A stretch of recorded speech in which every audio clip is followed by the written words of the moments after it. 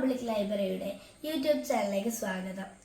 ഇന്ന് June 22 G ശങ്കരപ്പിള്ളയുടെ ജന്മദിനമായ ഇന്ന് അദ്ദേഹത്തിന്റെ അനുസ്മരണ പ്രഭാഷണം നടത്തുന്നത് അപർണ വി പിള്ള. നമസ്കാരം.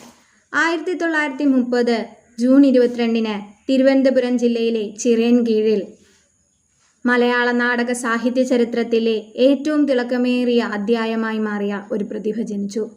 ജി ശങ്കരപ്പിള്ള മലയാള നാടകത്തെ നവസാധ്യതകളിലേക്ക് കൈപിടിച്ചുയർത്തിയ ആ പ്രതിഭയെ നവമാധ്യമങ്ങളുടെ സഹായത്തോടെ അനുസ്മരിക്കാൻ ശ്രമിക്കുന്ന പറവൂർ പബ്ലിക് ലൈബ്രറിയുടെ പ്രവർത്തനത്തെ അഭിനന്ദിച്ചുകൊണ്ട് നമുക്ക് ജി ശങ്കരപ്പിള്ളയെക്കുറിച്ച് അല്പനേരം സംസാരിക്കാം.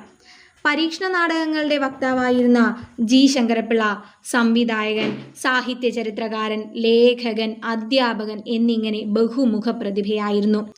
യൂറോപ്യൻ ഭാഷകളിൽ നിന്നും സംസ്കൃതത്തിൽ നിന്നും കടന്നു വന്ന വിവർത്തന നാടകങ്ങൾ, തമിഴ് സംഗീത നാടകങ്ങൾ എന്നിവയുടെയൊക്കെ ചുവടുപിടിച്ചാണ് മലയാള നാടകത്തിൻ്റെ പ്രാരംഭഘട്ടം.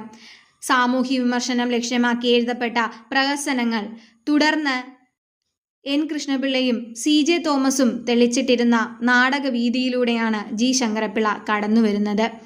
എന്നാൽ പുതിയൊരു സംവേദനശീലവും പുതിയൊരു രംഗപ്രയോഗവും അദ്ദേഹം മലയാള നാടകത്തിന് സമ്മാനിക്കുകയും അതുവഴി മലയാളികളുടെ കാഴ്ചശീലങ്ങളെ മാറ്റിമറിക്കുകയും ചെയ്തു.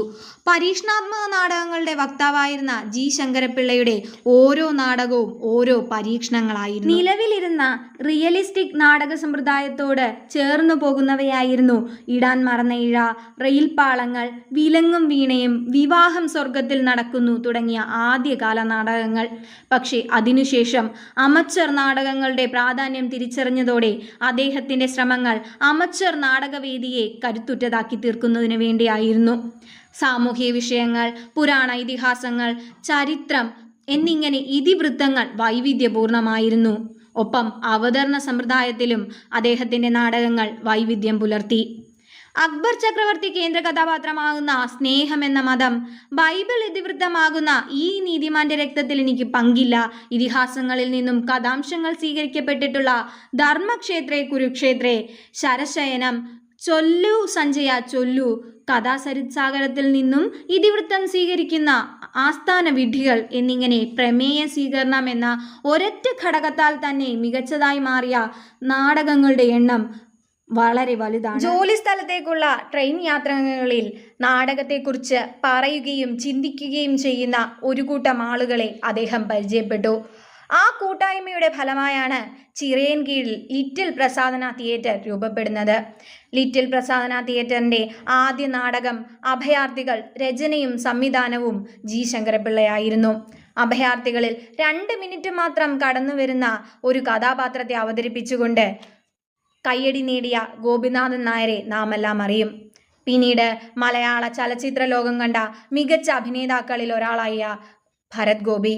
ഇങ്ങനെ മികച്ച നടീനടന്മാരെ സംഭാവന ചെയ്യുന്നതിലും അദ്ദേഹത്തിൻ്റെ പങ്ക് വളരെ വലുതായിരുന്നു. ജി ശങ്കരപ്പിള്ളയുടെ നാടക ജീവിതത്തിലെ പരീക്ഷണങ്ങളുടെ ഒരു ഉൽപ്പന്നമായിരുന്നു കറുത്ത ദൈവത്തെ തേടി എന്ന തനതു നാടകം. നാടിൻ്റെ തനതായതും നാടോടിയായതുമായ ഘടകങ്ങളെ സാംശീകരിച്ച് നാടകങ്ങളിൽ ഉൾച്ചേർക്കുക എന്ന നിലപാടാണ് തനതു നാടകവേദിയെ സംബന്ധിച്ച് അദ്ദേഹം കൈക്കൊണ്ടത്.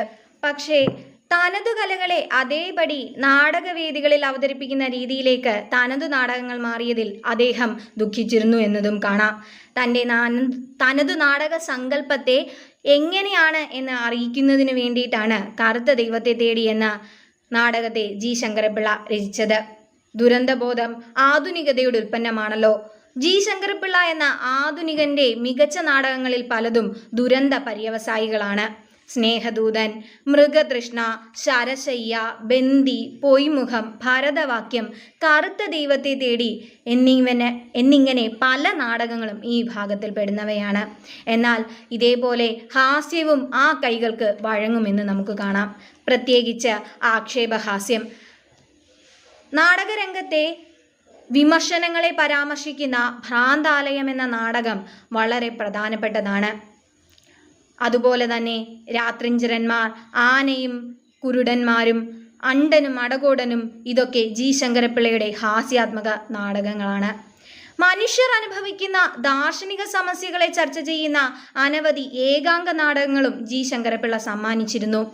തെരുവു നാടകങ്ങൾ രചിക്കുകയും തെരുവു നാടകങ്ങളുടെ സവിശേഷതകളെക്കുറിച്ച് തെരുവു നാടകം എന്നൊരു ലേഖനം തന്നെയും അദ്ദേഹം എഴുതി. ജി ശങ്കരപ്പിള്ള എന്ന പ്രതിഭാധനന്റെ കയ്യൊപ്പ് പതിഞ്ഞ മറ്റൊരു മേഖലയാണ് ബാലനാടകങ്ങൾ. കേരള സംസ്ഥാന ജവഹർ ബാലഭവൻ പ്രസിദ്ധീകരിച്ചിരുന്ന ബാലവാരികയായിരുന്ന തളിരിനു വേണ്ടി എഴുതിയ ഗുരുദക്ഷിണ എന്ന നാടകം കേരളത്തിലെ ആദ്യ ബാലനാടകവേദിയായ രംഗപ്രഭാത് നാടകമായി അവതരിപ്പിച്ചു. ബാലനാടകത്തിന്റെ മികച്ച ഉദാഹരണമായി ഇത് മാറി. മുത്തശ്ശി എന്ന കഥാപാത്രം അദ്ദേഹത്തിന്റെ ഭൂരിഭാഗം ബാലനാടകങ്ങളുടെയും സവിശേഷതയായിരുന്നു. മുത്തശ്ശി കഥകൾ എന്ന പാരമ്പര്യത്തെ അദ്ദേഹം ഇവിടെ കൂട്ടുപിടിച്ചു. പുഷ്പകിരീടം, നിധിയും നീതിയും, ചിത്രശലഭങ്ങൾ, ഉമ്മാക്കി, താമര, മയിൽപീലികൾ എന്നിങ്ങനെ ബാലനാടകങ്ങളുടെ പട്ടിക നീണ്ടുകിടക്കുന്നു.